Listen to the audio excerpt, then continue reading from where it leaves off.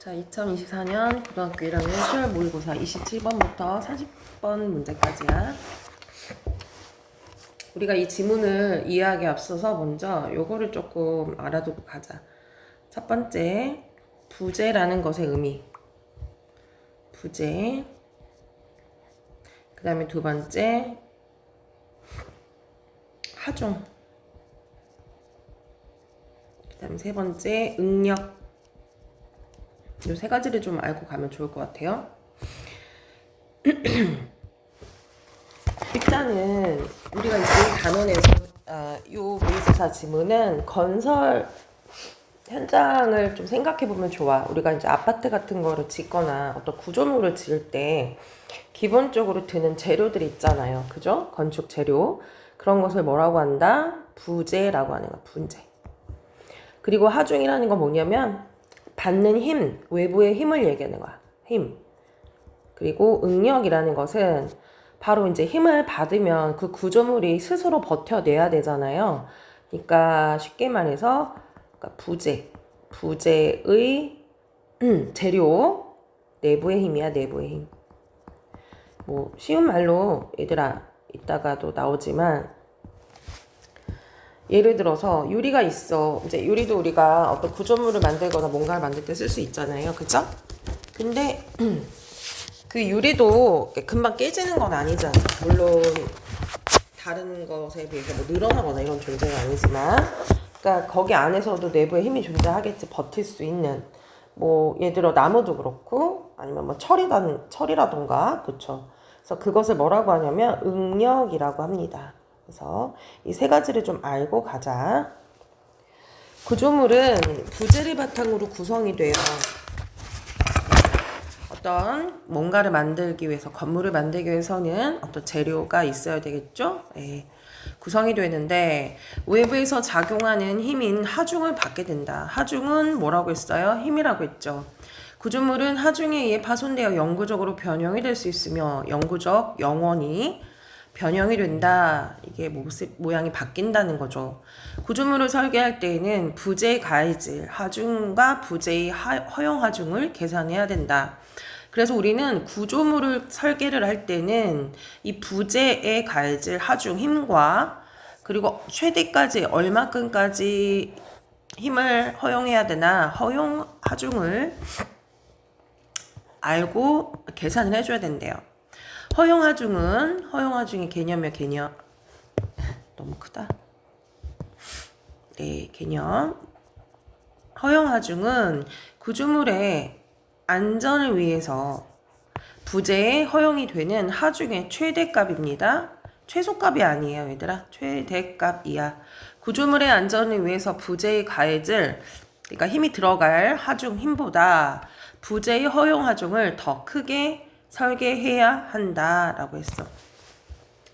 그러니까 뭐 최대 50까지 뭐 500까지 견디거나 아니면 최대 1000까지 견디거나 이렇게 이제 허용이 되는 그 범위를 얘기하는데요. 그 값을 최대한으로 하는 게 좋다라는 거죠. 그래야지 구조물을 지을 때 그 500에 해당하는 부재의 힘을 쓸 것이고 또 1000에 해당하는 걸 쓸 거 아니에요. 그러니까 버틸 수 있게끔. 그렇기 때문에 최대값으로 허용하중을 크게 설계를 해야 된다. 그러니까 최대한으로 무거운 게 많이 그 위에 쌓이더라도 견뎌낼 수 있게끔 해야 한다 이 얘기인 거예요. 하중에는 부재의 단면에 수직 방향으로 작용하는 수직 하중이 있다. 수직 하중이 있대요. 하중에는 그러니까 힘의 방향이 수직으로 하는 거예요. 수직 하중은 부재를 수축시키는 방향으로 작용하는 힘과 부재를 늘리는 방향으로 작용하는 힘이 있다라고 해요. 이를 각각 뭐라고 한다? 압축 하중과 잠깐만요. 이를 압축 감기 올라서 압축 하중이라고 하고 수축시키는 방향으로 작용하는 것을 인장 하중이라고 한다. 그러니까 늘리는 것을 얘기하는 거죠. 잠깐만 수축이 아니에요. 선생님 지금 이거를 헷갈리게 자꾸 그러니까 수축이 결국에는 이게 다 압축 하중.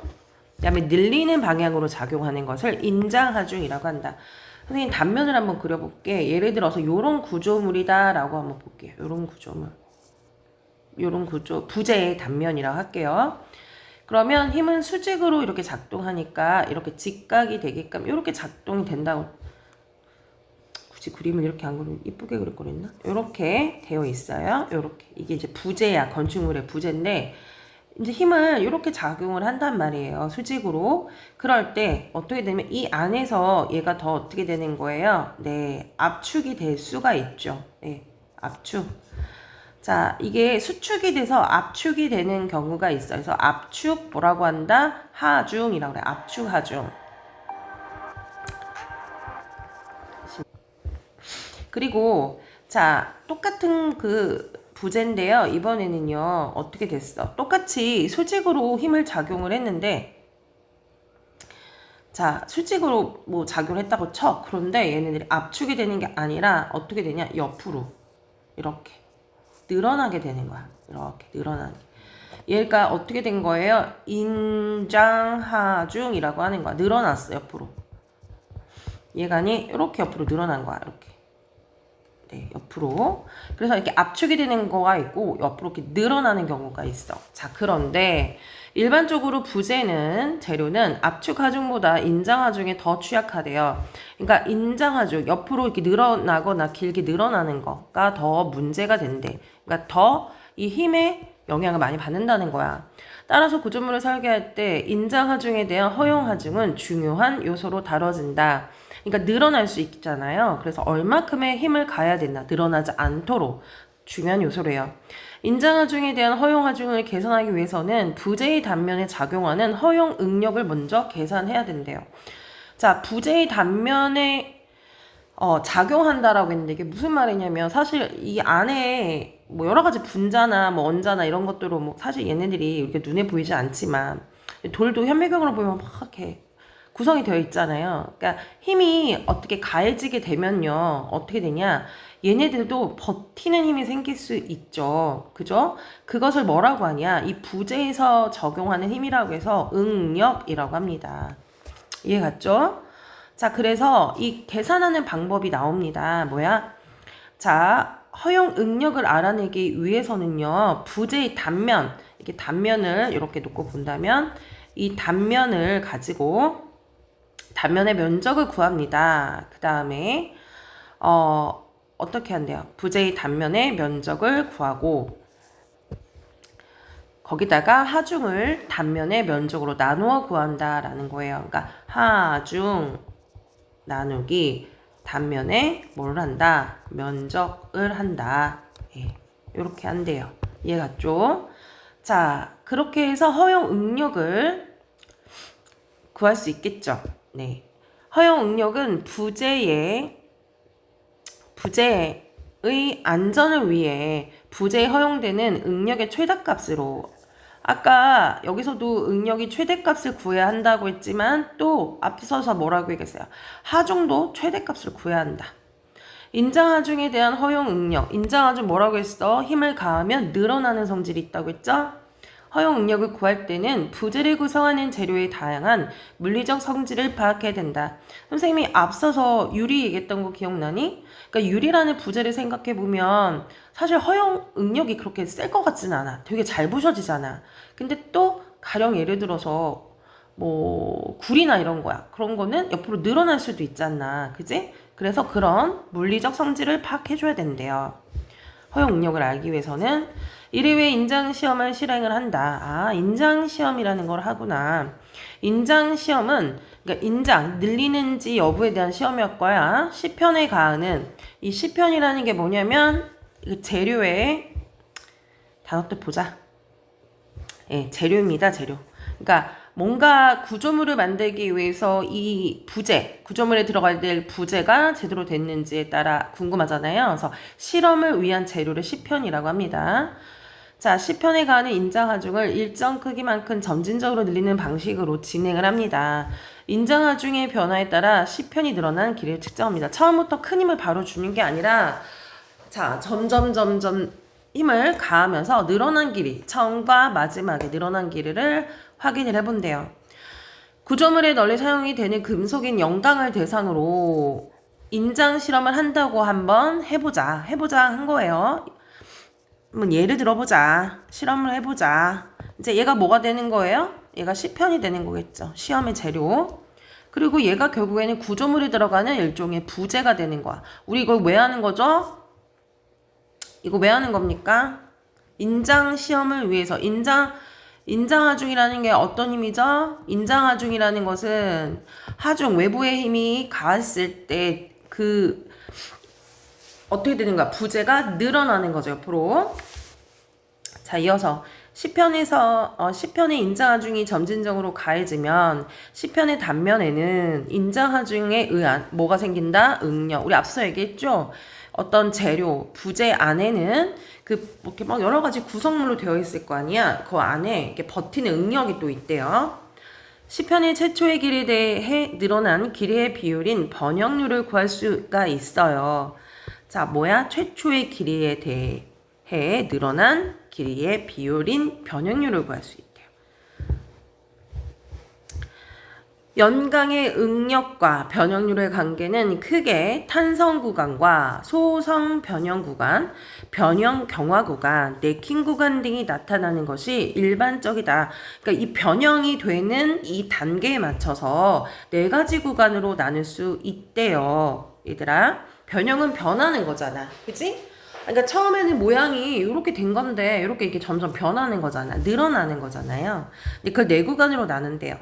자, 먼저 탄성 구간에서는, 자, 첫 번째 탄성 구간에서는 인장하중을 점진적으로 증가시킬 때 응력은 그 부재, 시편, 그 재료가 안에 있는 힘이야. 응력이 증가함에 따라 시편의 변형률도 증가한다. 아, 외부 하중에 의해서만 이 시편, 즉 시험 재료가 변하는 게 아니고요. 그러니까 인장하중, 늘어나게 하는 힘을 점점 늘릴 때마다 응력도 같이 증가한다라고 하네요. 자, 인장하중 늘 때마다 어때요? 응력도 같이 증가되네요. 이 구간은 그래서 이거 어떤 관계라고 하는 거예요? 같이 커지는 관계를 뭐라고 하니 얘들아? 비례인 관계다라고 하는 거죠. 그래서 이 변형률은 비례 관계이다. 이 구간은 재료와 탄성이 작용하는 구간이므로 만약 이 구간에서 시편에 가해진 인장하중을 제거한다고 가정한다면 시편은 탄성에 의해 원래의 길이로 되돌아가게 된다. 아, 이제 방금 얘기했던 인장하중의 힘을 키워서 그 부재, 즉 시편에다가 힘을 가했는데 순간 인장하중을 없애버려. 그러면 다시 원래로 돌아가는 성질이 있대요. 이해 갔죠? 그것이 바로 탄성 구간이다라는 얘기입니다. 이해 갔죠? 탄성의 정도는 탄성 계수로 나타낼 수가 있습니다. 그러니까 돌아오는 성질은 이 탄성 계수가 있대요. 탄성 계수는 재료마다 다른 고유한 값으로 탄성 계수가 작은 재료일수록 탄성이 크다. 자, 탄성 계수가 작은 재료일수록 탄성이 크대요. 이후 탄성 구간을 넘어서는 인장하중이 가해지면 소성 변형 구간이 시작이 된다. 그러니까 이 탄성 구간을 넘어서게 되면 만약에 인장하중의 힘을 빼더라도 어떻게 될까? 원래대로 돌아오지 않겠지. 왜? 그 탄성 구간을 넘었으니까. 우리 고무줄도 마찬가지잖아, 얘들아. 힘을 이렇게 가하잖아. 가하면은 이게 막 계속해서 늘어나는 게 아니잖아요. 그죠? 어느 순간에 끊어지거나 이런다면 다시 돌아올 수 없다고요. 그죠? 그래서 그때부터 모양이 변형이 되는데요. 이때를 소성 변형 구간이 있다라고 얘기한대요. 알겠죠? 우리 지금 탄성 구간 하고 있고요. 소성 변형 구간 하고 있어요. 지금 뭐 하는 거죠?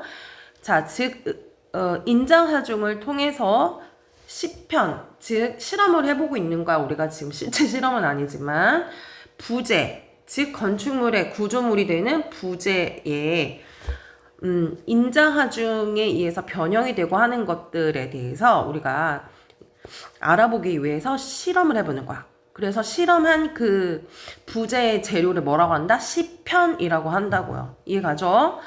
자, 그렇게 변하는 그런 이유는 총 4가지의 변형 구간이 있다는 걸 다시 복습하는 거야. 자, 탄성 구간, 소성 변형 구간, 변형 구간, 레킹 구간 있다. 우리는 지금 탄성 구간 읽은 거야.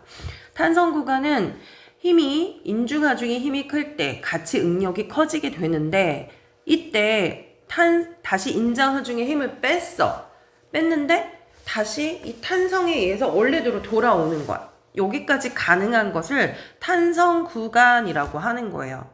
그리고 탄성의 정도를 확인할 수 있는 걸 탄성 계수라고 하고 고유의 물질마다 탄성 계수가 각각 좀 다르겠죠? 그리고 작을수록 탄성 계수가 작은 재료일수록 오히려 탄성이 크다 말할 수 있대요. 이해갔죠?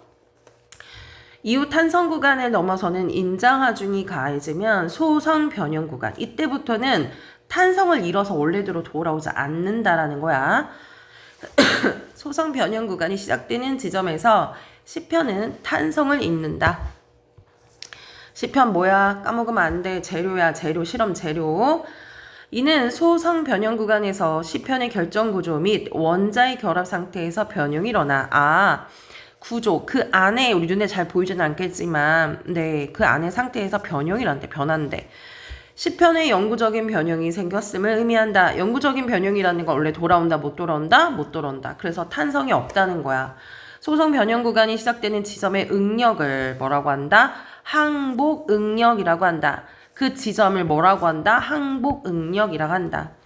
소성 변형 구간에서 시편의 변형률이 급격히 증가하게 됩니다. 자, 그렇죠. 변형률이라는 건 어렵게 생각하지 마. 그만큼 모양이 반이 바뀐다 이런 뜻이야. 변형률이 크면 클수록 어떻게 되겠어? 시편 재료가 바뀌겠죠.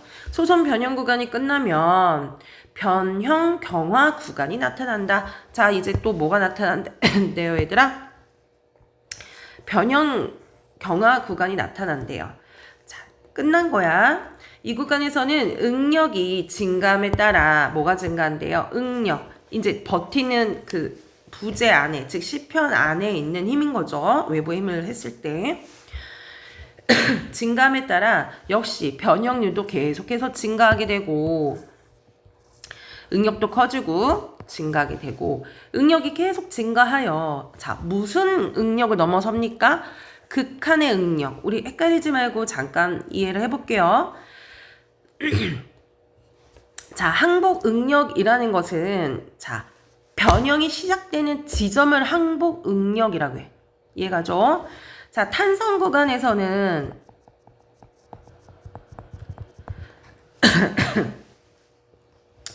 탄성 구간이 있었고 이때는 원래대로 돌아올 수 있는 성질이 있는데 이제 돌아올 수 없는 강이 와요. 그게 바로 소성 변형 구간이야.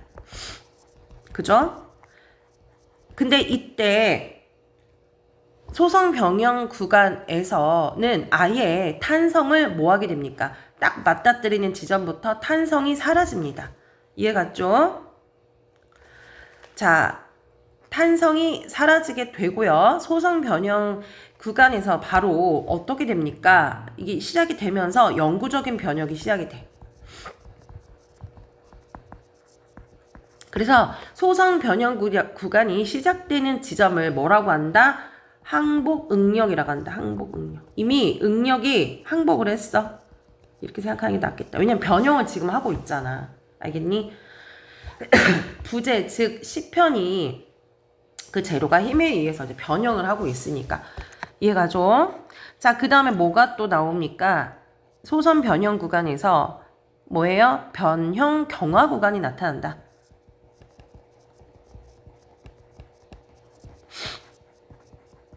자, 항복했던 그 응력이 어쨌든 그 변형에 또 맞춰서 그러니까 변형률이 증가하는 거잖아. 계속 변형률.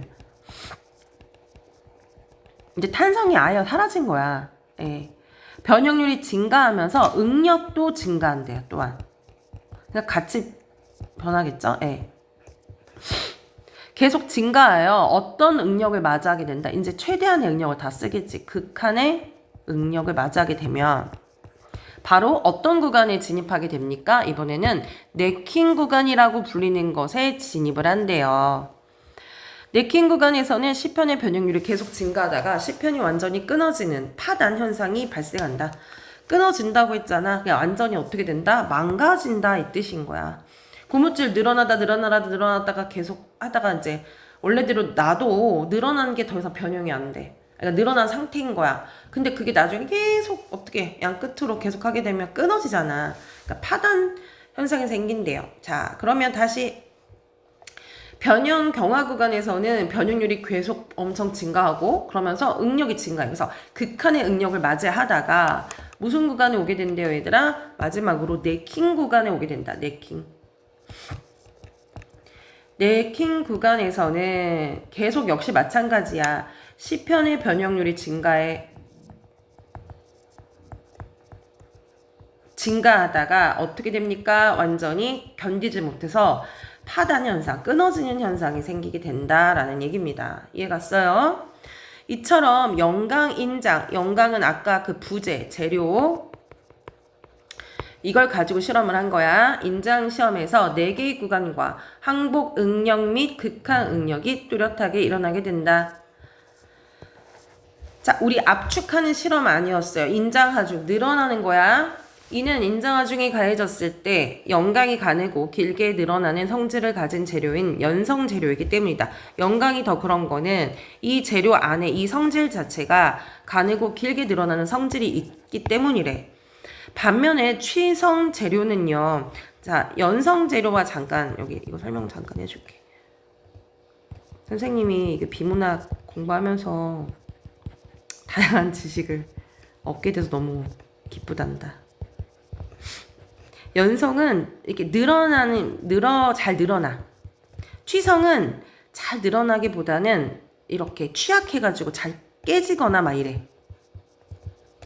자, 그럼 다시 볼게요. 반면에 취성 재료는 가늘고 길게 늘어나는 성질이 없어. 그래서 탄성 구간을 넘어서서는 인중 구간이 가해졌을 때, 자, 이미 탄성 구간이 넘어서잖아?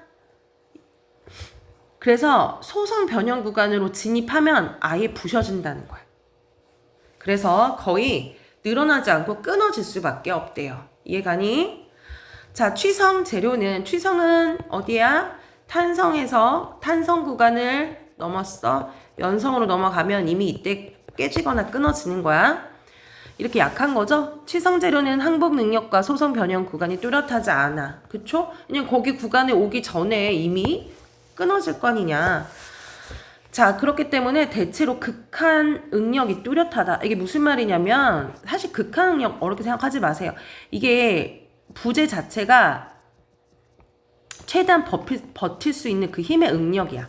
이해가니? 최대한 버틸 수 있는 힘의 응력이라고. 아까 취성이 아니라 이렇게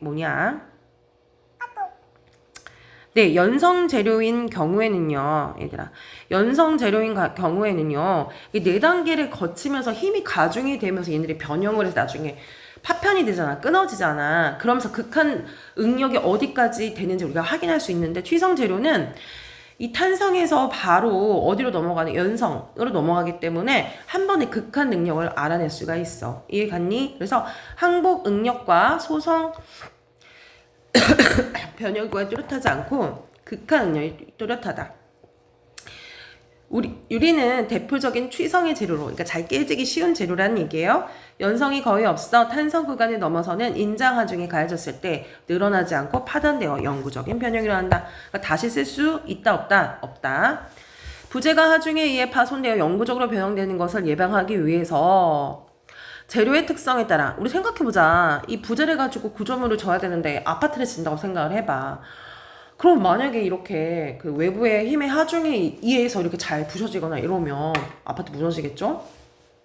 그래서 항상 생각을 해봐야 된다는 얘기야. 어떻게 예방하기 위해 일단 재료의 특성에 따라 허용 응력도 산출해지 얼마큼의 힘을 발휘할 수 있는가. 그리고 일반적으로 연성재료는 취성의 반대말에 잘 부셔지지 않는 거야. 항복 응력을 생각해 봐야 되고요. 취성 재료로는 극한의 응력이야. 자, 우리가 취성 재료 안 쓰니? 아니잖아. 건물 질 때 보면은 우리 집에 베란다 뭘로 되어 있어요? 유리로 되어 있잖아. 모든 유리가 똑같지 않아.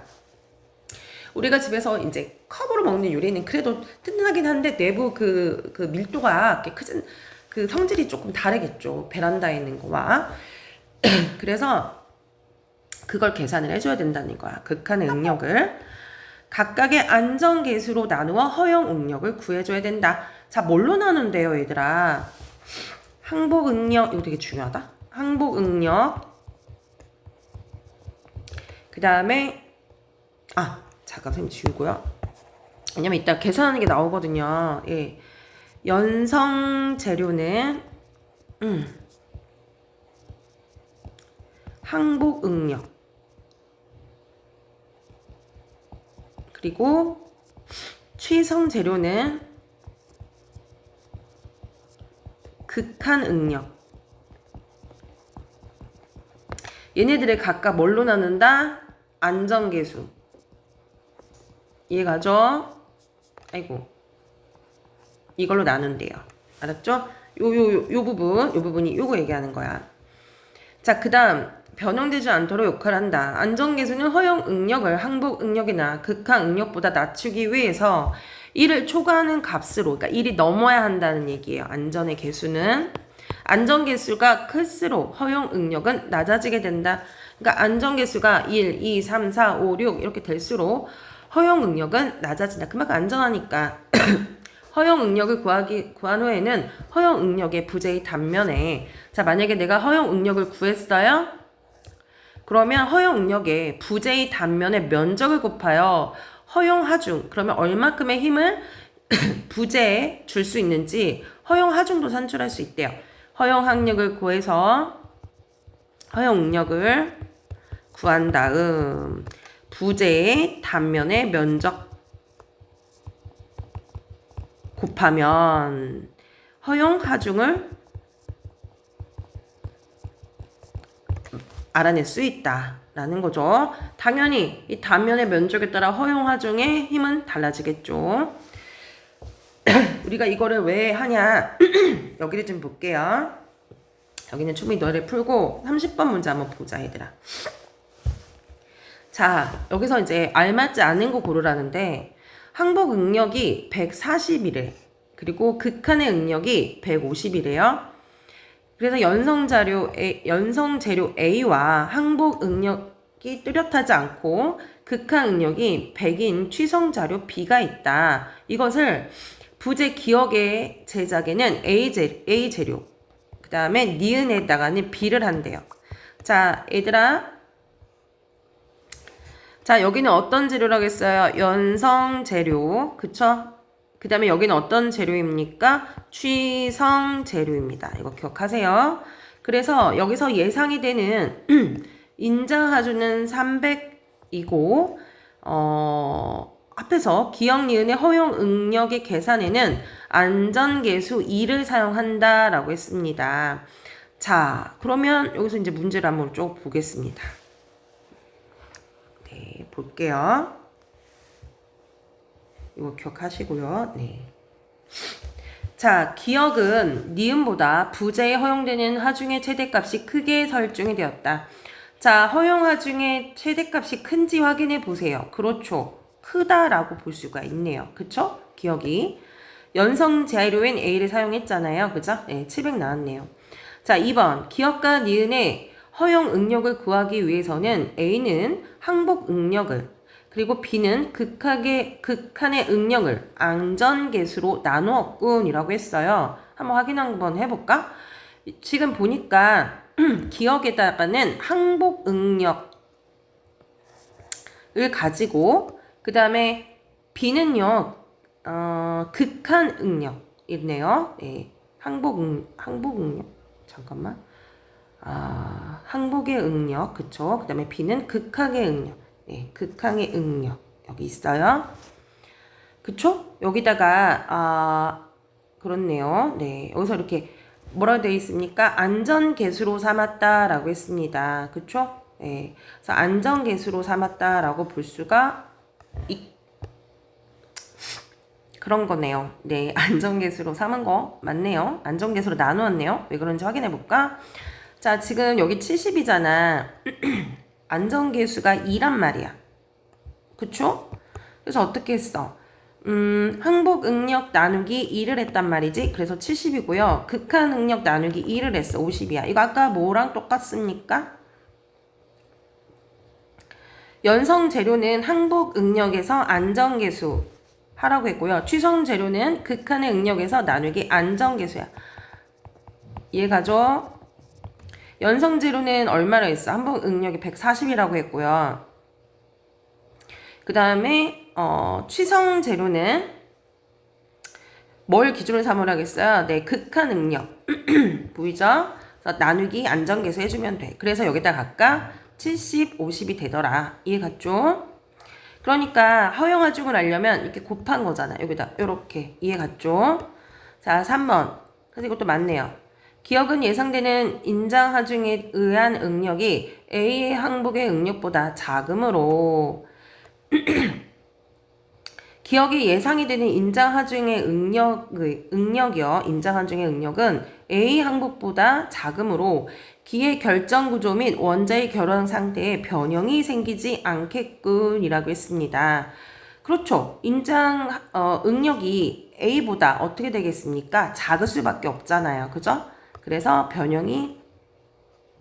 기억의 결정 구조 원자 상태에서는 변형이 되지 않겠죠. 그죠? 여기서 변형이 잘 쉽게 되지 않겠다. 그 다음에 니은의 단면은 면적을 변경하지 않고 재료를 A로 교체를 만약 했다면, 그러니까 면적은 생각하지 않고 재료를 A로 교체했다면, 잠시만요. 자, 4번 니은은 단면의 면적을 변경하지 않는데 단면의 면적이 그냥 오란 말이지. 변경하지 않고 재료를 A로 교체를 했어. 그러면 재료 A에 대한 허용 능력은 70이죠. A로 교체하면 허용 하중이 인정 하중보다 작아진대. 그러면 한번 곱해볼까? 허용의 능력이 70인 A 재료를 이제 갖다가 쓰는 거야. 면적은 똑같이 5입니다. 그러면 70 곱하기 5 하면 얼마야? 350이 되는 건데, 여기서 보니까 인정하중보다 작아지는지 확인해 볼까요? 여기 인정하중 나와 있잖아. 300인데, 그죠? 그럼 300보다 커지잖아요. 그죠? 틀린 답이 몇 번이냐? 4번이 되겠네. 그쵸? 자, 마지막으로 5번. 기억과 니은의 가해질 인정하중이 예상보다 2배 커질 경우 기억 니은과 달리 단면의 면적을 늘리지 않더라도 영구적인 변형이 일어나지 않겠습니다. 그쵸? 예상보다 2배, 인장하중이 2배가 이제 될 경우에 인장하중이 2배가 된다는 거는 600이 된다는 얘기네요. 그죠? 그러면은 기억은 맞죠? 니은과 달리 상관이 없겠다. 700이니까요. 근데 얘는 니은은 변형이 일어나겠네요. 그죠? 그래서 여기까지 하고요. 그 다음에 OX 문제 해볼게요.